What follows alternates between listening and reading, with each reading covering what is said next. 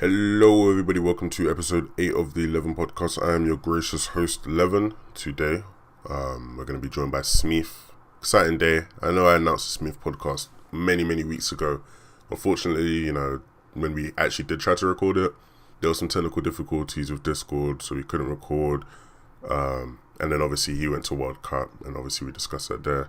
Today's a very interesting episode. We have really nice discussion about a couple of things. We talked about the creation of itchat, how he improved and who he learned from, many things. Obviously, you can see the timestamps there. They are quite brief though, so there's a lot of things that we talk about that's just not in the timestamps. So you're just gonna have to listen to find out. Really, don't forget to follow me on Twitter, 112k.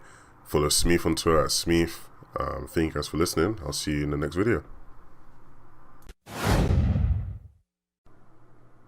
So what's up, man? How you doing? How you been? Yeah, I'm sweet. I'm good. I've been chilling. Yourself? Yeah, I'm just it's like a content war right now. Everyone's trying to pump out content since World Cup is done. So Yeah, of course. Even myself. yeah, what have you been putting out? I've barely putting out anything yet, but I'm collecting clips. I've put out a YouTube video just before World Cup. I put out another one just after. But I'm just collecting clips, and I'm gonna start putting stuff on Twitter, putting stuff on YouTube, and then I'm gonna get a WAM PC and I'm gonna start pumping out Twitch as well. Yeah, you got to, man. Like you're like a fan favorite, and you don't even stream that much and make that much content. Like the platform I used to, man. The platform you have. I that's actually how I first found you, because I saw. really? Well, actually, no. I first saw you in customs, but like in terms of streaming and stuff, I saw like a clip of you 1v1 in Mongo. I think a lot of people. That's where I gained a little bit of popularity. You can call it. I guess. And I remember like it was really funny because the actual YouTube video was like, this is the clip that will blow up J Smeef, or like whatever, and I'm like, I guess it did work out. J Smeef destroys my growl. And it's funny because actually that's actually one of the first things I wanted to ask you. So what is this with your name? You were J Smeef. Yeah, I've seen I remember. So basically it's just my name. Like the J is Jake, which is my first name, and then Smeef is my IRL nickname, and it has been since probably like year 9, I'd say. In year 9, one of my friends just called me Smeef instead of Smith, because like a lot of people just used to call me Smith, right, by my last name. Yeah. But one guy just said Smeef one day, and it just stuck. I've always been called Smeef, and then J Smeef was taken on Twitch, so I was called Smeef was taken on Twitch, so I was called J Smeef for ages, and then I decided that I'll just leave my Twitch as that and have everything else as Smeef, because it's just much cleaner, Yeah. Well, that's interesting, because I remember when we first announced we'd be doing the podcast so long ago, like. I remember on the Twitter thread, like a bunch of your friends were like taking a piss out of like all the different names you've had. Yeah. And I wish I could get up now, but like I know what you're talking about. Yeah. All right then, let's go back a bit then, I guess, because obviously a lot has happened since we originally planned to do this. But let's start off with you qualifying for solos. Yes. I remember that is where you obviously had the interview with Epic. It was made a big deal, like, and it was a big deal. The way you qualified was amazing. Like to qualify the way you did, it must have been very satisfying. Describe that weekend to me. What you remember of it? So that weekend, I remember like almost everything. I remember all the important moments of the games. Like I can see it all in my head now. Like I don't think I'll ever forget that. But it was going well. Like throughout, probably about the 6th game, it was going well. And then in the 7th game, I think it was, I was like, this is the game. Like I was about to get a crazy amount of points because I had like 4 shadow bombs. It was like probably 30 people left, something like that. Yeah. And I end up boxing up end zone, and some fish skin comes and lands next to me, and I saw that he was awful. Like I saw that he was bad. He had no awareness at all. I open my wall, pump him for like 120 or something stupid like that, and then he RPGs us both and kills us both. And Jesus Christ. Well, I've got 4 shadows in my inventory. There's like 30 people left. It's guaranteed points. And I'm probably gonna get more because I've got combat and everything. I'm set. But that got my head down a lot. And then I think it was the 8th game I died off spawn, and then the 9th game, I remember this game, like, all of it. So I knew I had to W key at this point. Like, I knew I had to get points, right? So I was doing really well that game as well. I W keyed, I got, like, probably 3 kills before 50-50 zone. And then I ended up getting, like, 6 kills before moving zones. And then I think it was second moving zone. I still had, like, 3 shadow bombs. I'd got the first placement, I think. But you know how, the drones? Oh yeah. They had on that week of World Cup in the moving zones, the wind thing wasn't disabled. Yeah. So I ended up having to rotate through that, and I just got 200 to 0'd because you can't build in it. No. So like, it's just like after being suicided by a fish, and then that, I was just like, oh, for fuck's sake, like this is just not my weekend. And then that last game, I literally had nothing to lose, like it was all or nothing. So I literally just did the same thing, just W keyed everyone. I realized that game, after the one before, I realized how broken Drum Gun was. So I I think I got, a 12 kill win? I think 10 of them were full Drum Gun. I didn't even have a shotgun in my inventory. That is mad. I literally dropped my shotgun. I was like, I'm just going to abuse this Drum Gun the whole game. And I just used Drum Gun the whole game, just pushed everyone. It was absolutely nuts, bro. Absolutely nuts. At the end, I ended up like 50-50 bloom fighting some kid because I was just like my mind was just blown. I have that clip in my head. Like, you just spraying a drum gun. Yeah.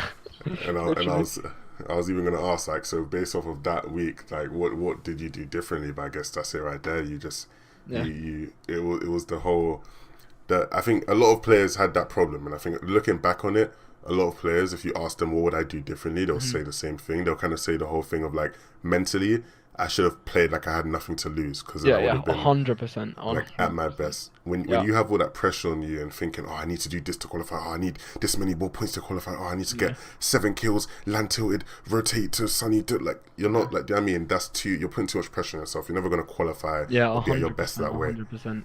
I mean, like, that was my first solo week, like, really being able to give it my best shot, because the first week I didn't even get to the finals of solos because no one knew how many points it was going to be, right? Literally no one knew at all, because it was the first week. No one knew anything.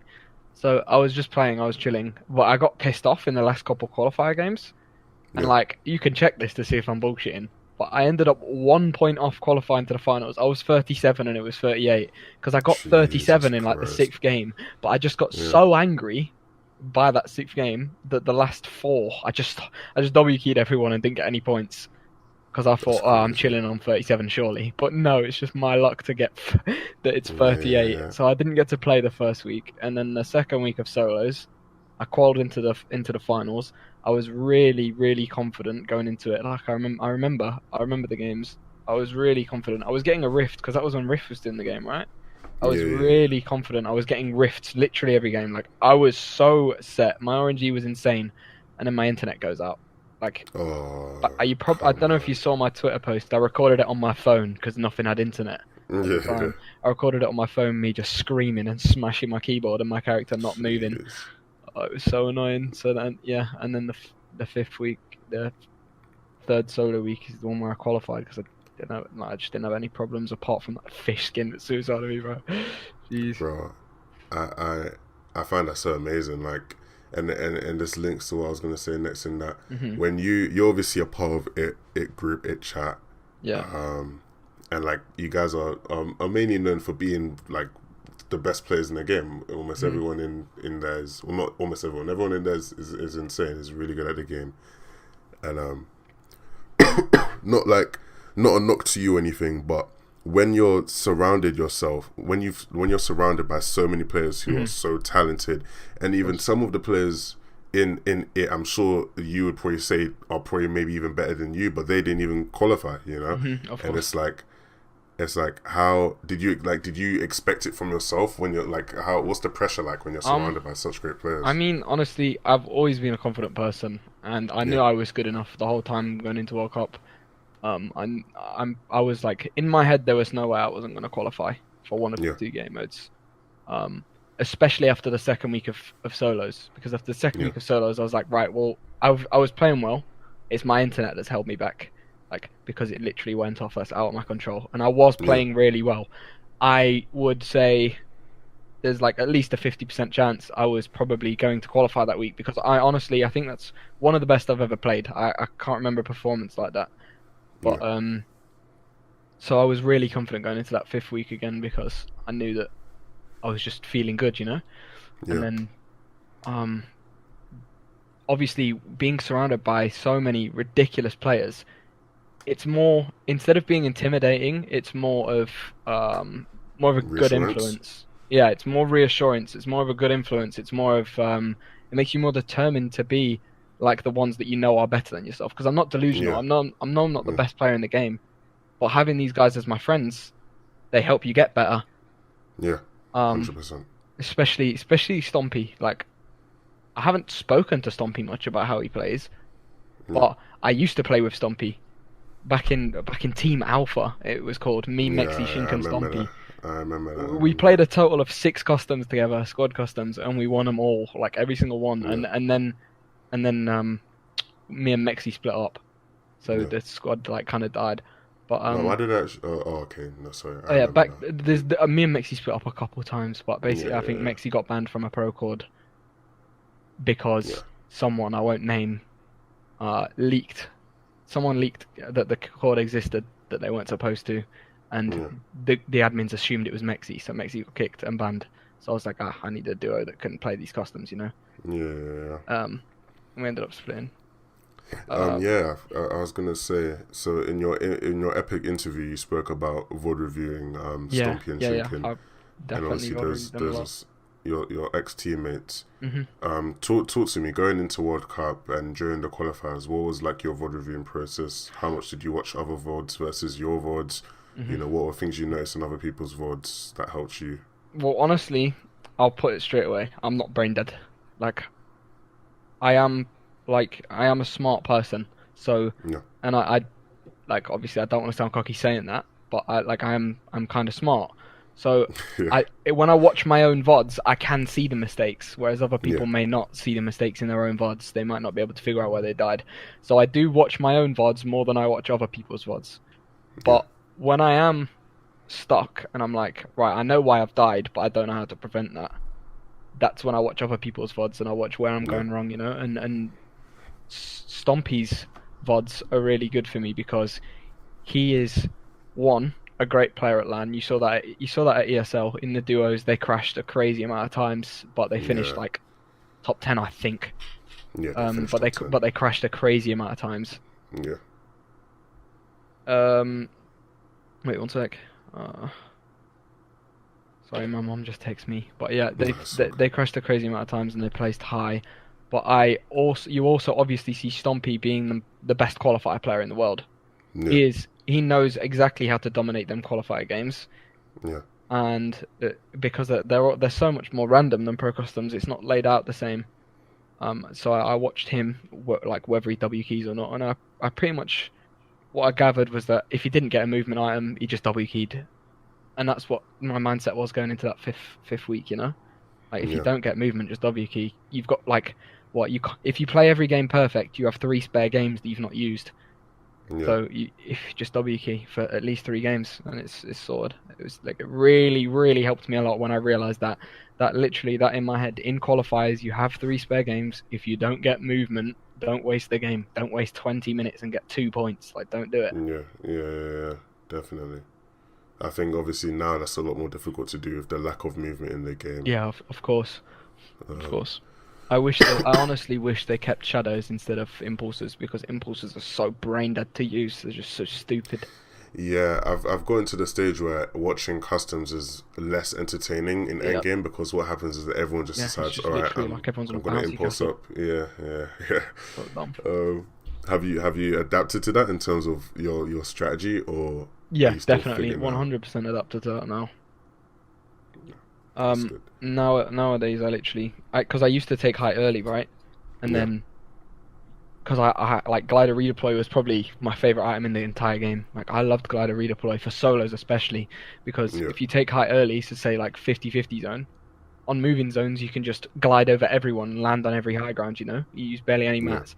But now you have to use so many mats on rotate because you don't have that glider redeploy, you don't have that shadow bombs. So if you only have impulses, what you want to do is you either leech off other people's launch pads or you have your own, right? Or you just try and get good positions low ground in zone, and then you take height late because the guys on high ground will be lower mats than you, you know? And you launching up there with a combat, just spraying whilst you're going up, it tears their mats apart because the item's so brain dead, and it puts you on high ground because the item's so brain dead. Like, taking height late with impulses is just, it's the meta for sure. Yeah, I wonder how Epic approach movement if they decide to add it back. We can get into the new patch and season 10 a bit later. I want to talk about how Milan got you into Katowice and how that helped your career. Yeah, it literally set everything for me. Yeah, proper kickstarted me. So me and Milan, I'll tell you about how me and Milan met first, right? Because obviously I was like, I've not always been a known person, you know. Milan brought me into the pro scene. I was completely unknown, but he believed in me, bless him. And then eventually we ended up making it chat. Me and Rocket, always been friends with Benji. And Benji was like, I'm going to play Rust with Milan. Does anyone want to join? So I bought Rust because I was like, the game looks good. I made friends with Milan. Milan ended up joining it chat. And me and Milan have been friends ever since then, like really good friends. And then the ESL day came, of course, like I think it was 2 days before ESL. Maybe even 1 day. No, it was 2. It was 2 days before ESL where he got told that a duo had not been able to go. So he's got a spot. And obviously Osmo was too young. And he was basically picking like just the most cracked player he could see. And he told me that he saw my Twitter clip. Yeah, I don't know if you remember, but there was a Twitter clip of me in an endgame that just popped off around that time. And he was like, yeah, you look pretty sick. So he just took me with him. Sounds like Milan. Because we're already friends. I literally, no word of a lie, before ESL, before we got into Poland and played those practice games, like the 2 practice games we got to play, we had never played a game before in our entire lives. That's crazy. Yeah. It was like a last ditch thing. How did you find ESL? I was gonna, in particular though, how do you feel like the LAN experience? Did that help you for World Cup, or was that what was that like? I feel like the LAN experience definitely helps for World Cup. World Cup was so it was disappointing for me. Very disappointing for me. I'll get onto that later though. We'll speak about World Cup in a bit. I'll speak about ESL first. The solos in ESL, because I've always been a solo player. In every game I've ever played, I've been really good at solos. Like even COD, like just playing the solos GB ladder. Yeah. I was just good at singles, right? Yeah. So I wanted to prove myself in the solos. I knew that the duos, we obviously wanted to do good, but neither of us had ever played with each other. So we both wanted to do well in the solos primarily. Yeah. And in the first game, I popped off. I got 3rd with 5 kills. It put me 3rd on the leaderboard after the first game of ESL. Second game, I land and I get absolutely beamed off spawn by Vilex. Oof. Literally die off spawn, and they don't let you do anything for the whole game, so you just have to sit there for like 25 minutes, maybe 30. Oh, damn. Till next game, and the pre-game lobbies were 10 minutes, right? And you won't believe this. The 3rd game, my PC crashes going into the loading screen. And they don't restart for me. So I go from 3rd place to like 40th in 2 games. Yeah. And that 3rd one was completely out of my control. And from there, my mindset was just gone. And I didn't do anything for the rest of the game. For the rest of the solos. Like, I was just so depressed.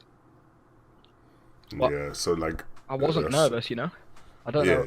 Don't know why. I expected to be. There was one moment where I shook. And that was, the game that me and Milan won. Yeah. When we dropped from high ground to low ground and Blacks was above us and I was minigunning up at him, that was the one moment where I shook. I almost missed every bullet. Jesus Christ. I was so shaky right there. At home, I was doing a viewing party for that, and it was super hype. Yeah. One of the best minutes of my life. That doing that interview as well, it got me noticed. Yeah. I wasn't especially Victor from Fnatic. He loved that interview because he saw that I wasn't just some gamer, I've lived another life and I've actually got personality, Yeah. So talk about how you... sorry. Go ahead. No, what were you gonna say? Oh, I was just gonna say, I don't know if you saw, but the game after we won, we were about to win the second game, but someone RPG'd our high ground, and I fell on Milan's head and got like headbutted off. It was so bad, bro. Honestly, a really sad moment for us. Yeah, I was gonna say. So, you obviously you're in Fnatic now. Mm-hmm. Fnatic is an org that, especially for me coming from Counter Strike, like Fnatic has such a prestigious history in that game, and in all of esports, it's just known as one of the biggest, best orgs that you want to be a part of. It's like the longest standing big org here. Yeah, and it's like talk about how you got in. What was that like? The feeling of finally getting picked up by a big org. It's actually a great story. So, obviously, I'd been in touch with Victor before ESL. No, like he knew who I was because people had tagged me and stuff and that. Because he was doing a lot of scouting around that time. And then I went to ESL, and I'd met him, and he was like, "Oh, this is Smeef," because he was surprised that I wasn't a nerd, you know. Surprised I didn't just look like some like scrawny little gamer, but he was like, "Whoa!" And then after the games, after the duos, I came off stage and I was actually crying. And he was the first person I ran into, and he saw me crying, and he said, like, that's one of the reasons he picked me up, because he saw the passion, you know? Yeah, the passion's there, yeah. He saw that the passion was there, and he also, like, saw me gaining popularity, and then he gave me an invite to the Fnatic party, which was on one of the last days of ESL. And we went to this massive club that, like, Fnatic had bought out for the night, and they'd got the Chemical Brothers to... I don't even know how to say it, like premiere a song, I guess. If that's not a flipping headwick. It was so sick. Oh my god, it was stacked with everyone absolutely bouncing. Such a fun night. And yeah, for the podcast, I am 18. I can drink. And yeah, we got absolutely fucked up with Victor. It was absolutely wonderful. So yeah, we were friends then, and then obviously he was like, keep in touch with me. Message me as soon as you get home. I want to speak to you about Fnatic. So it just it was amazing. And yeah, that like my heart dropped at that moment. I was like, all right then. I would have been so happy. Yeah, I would not have been able to stop smiling. I would have just been smiling for the rest of the night. I couldn't sleep on the drive back. That's crazy. It was crazy. I saw on Twitter a couple months ago now. It wasn't that long ago when I wrote it down, but you talked about how on Mexi, I think you were kind of making like an appreciation post, and you talked about how Mexi taught you almost everything you know about endgame. Obviously we spoke earlier just about how you guys had split, where you guys were duo and stuff. Yeah. Talk about your relationship with Mexi and what he taught you. So Mexi's one of the first people I met in the pro scene, right? Because like I said, Malem got me into the pro scene. He was the one who got me the invite to FMPL, which was a good Discord back then. And I joined, and Phoenix, Jakey, Mexi were playing like Draw My Thing that night, and I just joined in. You know, they were the first friend group I had. Yeah. And then when Mexi split up with, I think it was when Mexi split up with Coffee. That was when me and him duoed. And he. Obviously, like I said, I hadn't got any experience really before that. So Mexi taught me everything really about pro customs, about rotations, about when to be aggressive, when not to be aggressive, how to rotate endgame, tunneling, all this, like everything. When to go for height, because Mexi's a high ground warrior, especially in customs. He loves his high ground. So just playing with Mexi really taught me a lot how to play the game. Yeah. Literally just how to play pro customs. I definitely would not be as good of a player without Mexi's guidance back then, for sure. I think you obviously benefited from having these pros that believed in you, because you came up during an era of private discords. You know, back then we used to have private pro cords. It was very hard to get in if you didn't have that kind of name recognition. You know, like you kind of had to know somebody. You had to know somebody who knew somebody if you wanted to kind of make it. Obviously, it's not the same anymore. Yeah, for real. But, now you just have to get good results in in-game events, you know. Yeah. you obviously became good friends with Rocket, and I think I saw somewhere like how you guys. Is it that you guys came up with the name It, or like what? Well, honestly, me and Rocket were friends for ages, and we were always in calls with the same people. Like from day one of joining the Pro Chord, I forgot to mention actually, Rocket was also in that call when they were playing Draw My Thing and stuff, and like Scribble. Yeah. And that was my first like feel that this was the actual pro scene. I'd made it in because his name was Saw Rocket. Like he was actually signed to a team. You know? I thought I'm not even gonna lie to you, because I didn't know that this Discord was like a real thing where actual pros were. Yeah. I thought it was a joke that his name was Saw Rocket. I didn't think he was actually in Saw. Oh my god. But yeah, we were crazy. From there. Yeah, it was fucking mental. Like when I finally realised it, I was like, holy shit, this guy's in Saw. Because obviously coming from COD, I know who Saw are. Like of course. Heavy. I heavy know who Saw are. Heavy, you heavy know. And but yeah, I started playing with Rocket a lot, and we'd just be in calls with Benji, like you know Freaks, right? Samsung Freaks. Yeah, I remember. With Freaks, Finex, Jakey. Later down the line, Finex and Jakey like kind of obviously exited our friend group. Yeah. But mixing that, and we were always in calls every day, like all day, every day. And one day, Rocket, without saying anything, just decided to make a server. He just literally, I think I woke up in the morning, or it was at night, I don't remember. But he just sent me a Discord server an invite to a Discord server called It. Literally, that's it. There was no discussion about it. He just made a Discord server called It, invited me. I was the first one in. And then we decided who we were going to invite. And, yeah, Rocket's always been good with, like, branding and stuff, you know? Yeah, he was the one who told me to go to lowercase and stuff, because I realised that Smeef just looks terrible with a capital S, like... Yeah, Rocket actually told me to go lowercase with my name. Yeah, I haven't listened to him yet, but I think I'm considering it. You should, but Rocket is... Like, he's a social media for Benji, social media manager for like Benji and Mongrel, right? He does their YouTubes, their Instagram, right? Yeah, he's just really good at socials and making stuff look good. And anything social, not even social media, just anything social, Rocket's really good at. He's a super wise guy. So he just instantly came up with a short, catchy name, It. Like, it was a Labrador as the picture or something, and we got the boys in there. And then later on, when we got Milan in there, and then I fucking... That day I 1v1'd... I can't remember if Mongrel was in It when I 1v1'd him or not, but I think it was because Milan was in there, because they had their own little friend group, right? But Benji and Milan were coming into It to chill with us. Yeah. And then Mongrel just messaged me one day. I barely spoke to the guy, and he was like, send me an invite to It. And I was like, Milan doesn't want you in because you scream too much. Because Milan was like, no, don't invite him, no. And then Benji was like, yeah, get him in. So we got him in. And then from there, that was like, where I became friends with Mongrel. And he's, honestly, he can be an absolute dick at times. Like, when he wants to when he wants to ear rape the mic, he will. For hours. Literally for hours. I give him this role where he can't see the channel that I'm in, and he'll still be bouncing around in the scrim channels on his own. And I'll go into one just for a split second and just hear him blowing down the mic as hard as possible. Like, I don't understand how he can enjoy that. It's on his own. Yeah, he used to do that a lot. Like, we used to have, like, there would be random days where we'd have just random bare pros and just random discords. And he's there, right? And it's like, Mongrel's talking like this, and everyone's talking really quiet. And Mongrel's just talking in the camera really loud. Yeah, that's him.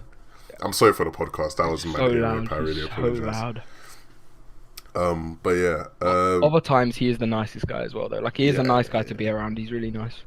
Yeah, he's nice. He's actually one of the first people. I don't think people really know this, but he was one of the first people to like show me some love for my podcast. Like after my first episode, he was like, "Oh, really? Yeah, I really like the podcast." Yeah. Was that the Finex one? Yeah, the Finex one. Yeah. That's the first one I did. It seems like so long ago, but it wasn't even that long ago. Next thing I want to get into, and I think this is actually kind of convenient that just happened, because I just got a notification about your mum just liked one of my tweets, which is really funny. Because I was gonna say you like your mum is like one of the most supportive mothers. Oh yeah, for in sure. the flipping world. Like, yeah, I am so grateful. I'm sure every single flipping gamer would love their mum to be like your mum in terms of how supportive they are. And I remember back when Katowice was happening, I was on Twitter, obviously, doing the viewing party, whatever, and all I'm seeing is Smeef mum, and everybody was like, "What's going on?" Yep. It was the funniest thing ever. Yeah, for sure. What's that like? How's your mum been in terms of supporting in Fortnite? Obviously, to start with, it didn't seem like, because like why I'm in this, right? Like I was ill and I had to leave school. Like I had no choice. Yeah. So I just had all my time to spend into this, and Malem introduced me to a site which back then it was called like Win Streak or something, and literally all you had to do was stream to their site, and if you got 5 wins in a row with 8 kills minimum a game, they gave you $200 literally on a Wednesday and a Saturday. Like no one knew about it. It was on the down low. No way. Yeah, literally. Where was I? Yeah, it's crazy. Malem gave me the insight to that. I hope he's not annoyed that I've said that, but whatever. So my mom was like, "Oh, you're getting money from this." So she was like realizing that it was a thing. Like obviously, that wasn't actual esports. That wasn't competing. That was just easy free money. But to her, it looked like competing, And when she's always supported me in anything I want to do, but she really understood what was going on when I said, because I'd always been telling her that I'm talking to these pros. These pros know who I am. Like I'm actually respected in the scene. I play with these guys every day. But then she really realized it when I was like, "Mom, Milan just invited me to ESL." Like, because I went downstairs, I was screaming. I was like, "Milan just invited me to ESL." She's like, "Oh my god, congrats!" Yeah. And then she was like, "What's that like? What happens? What happens?" And I was like, "I'm going to Poland tomorrow." She went, "What?" Like, she started screaming, like, because it was literally such short notice. And that's when she realized that, oh, holy shit, like, he's going to Poland to play Fortnite with a professional player that's signed and gets salary, Yeah. So from there, that's when she really realized, like, my boy's doing what he wants to do, and she was really happy for me, and my dad, of course, as well. But he's not like he hates social media. So like he's a gamer, but he hates social media. So he does support me just as much, but not in the public eye because he just hates using Twitter. Every now and again he'll put a funny thing on there, but he will never ever browse anything. So he won't hear about all these tournaments and stuff that get posted on Twitter because he doesn't use it. Whereas my mom will see them and she'll be like, "Yeah, are you doing this tournament?" etc. All this stuff. Yeah, I saw your dad's a gamer. He was asking on Twitter like, what are some good like let's play games or something to go through. Have you ever gamed with your dad, or is it just like? I mean, he brought me up. He brought me in games. He grew up in the arcades and stuff, playing Mortal Kombat and that. Yeah, so Mortal Kombat's always been something I've played. I'm like really good at Mortal Kombat. Honestly, at what age did you become better than him? Better than him? Oh, that was probably. I don't think that was Mortal Kombat when that happened. I think that was COD, because he got me. Like I saw him playing COD 4, right? Yeah. I remember it distinctively that I took the controller and he was like, "You're not gonna get a kill," and I killed the first guy I saw. That is sick. Yeah, it was. I literally remember it exactly because there was a little M1014 shotgun of COD 4, yeah. And I got killed and I was like, all right. And then from there, everything like, oh God, how old was I? What year did COD 4 get released? Let me quickly search this up. COD 4. COD that is 4 release date 2007. So I was about 7 years old, 6 or 7 years old then. And then probably Modern Warfare 2 is when I got better than him, like when I was 9 or 10, That's mad. That was when I was like playing him in like 1v1s and stuff on like a local split screen, and battering him. That is crazy. Yeah, he got me into gaming and stuff. He got me competitive. I think when my son like becomes better than me at gaming, I think I'm probably gonna take the game away from them. I don't think I'm gonna let that happen. Yeah. Last thing, just with your parents, don't you find it like really jokes how like your mum and Chibi are like best friends on Twitter? I mean, they met up in New York as well. Yeah. Yeah, I mean, it's funny. It is funny. Best thing ever. Shout out to Smeef mum and Smeef dad. Yes, for sure. Now, on the topic of New York, let's talk about your World Cup performance. Mm-hmm. Going into World Cup, what did you expect from yourself? What was you expecting out of it? And then what did it end up becoming for you? Going into World Cup, I wanted a top 10 placement. Yep. Because I know I'm capable of that. I still know I'm capable of that, despite the lack of performance that day. I would have been, I'd say, content with a top 20 placement, but not beside myself, you know? I wouldn't have been super happy. But I'd have been happy, of course, that I'd got more money than the set 50. But actually on the day, the first game, I think I got 6 points or something in the first game. Yeah. It put me in a decent position. And then the second game, I got nothing. Third game, I got like 7. That was a good game for me. That was a really good game for me. I did it with 7 points. And then the last 3 games, I only got 1 point. So I was just dropping down each game, you know? Yeah. On the day, I wasn't nervous because obviously I'd been to ESL. Yeah. I'm not a kid. So the nerves weren't really there for me. I was just excited more than anything. Yeah. But going into the last games, my head was getting down because, honestly, even though, like, because I was on in pressure plant, right? And the zone, like you probably saw from Booga, because Booga was lucky, right? You got the zone almost every game, his side of the map. So I was forced to go through the slipstream to the complete other side of the map, like literally almost every game. I think the one time that the first zone was in at pressure, I got killed off spawn, like W keyed by some Brazilian or something. That's mad. Yeah, that was the one game that I had zone. I got W keyed, but I was forced to rotate to Happy Hamlet. God knows how many times, man. In that slipstream, just getting laser beamed and stuff.